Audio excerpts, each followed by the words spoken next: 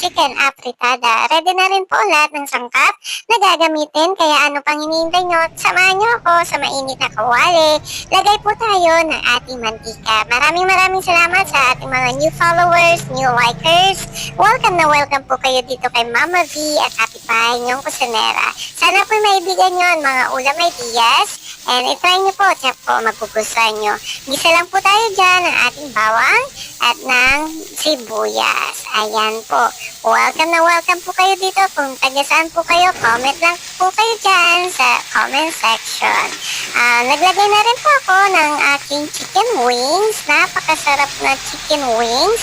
And then add na po tayo ng ating pampalasa, ang paminta at ng patis. Hayaan nyo lang po hanggang sa manood ang ating mga nilagay na pampalasa, ang bawang, sibuyas, paminta at patis. Pagkakaraan po ng ilang minuto, pagka alam yung gisang-gisa na po yan, ayan, lagay nyo na rin po ang ating patatas at ng sandamakmak na carrots. Ayan, o diba? Ang dami-dami niyan. Ako lang ang kakain niyan mamaya.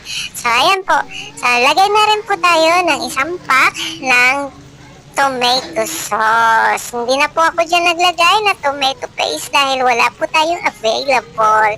Sana po maibigan nyo ang ating ulam ideas for today's video. Ayan, lagay lang po tayo ng konting tubig at ng isang pirasong chicken cubes. Hayaan mo lang ng ilang minuto and maya-maya lang pwede mo nang timplahan ng seasoning and then halo-haluin, mekos-mekos, and then nakalimutan ko ang dahon ng laurel pero ihabol natin yan and then sa oras na yan ay luto na ang ating chicken afritada. Ready na rin ang ating sandamakmak na kanin.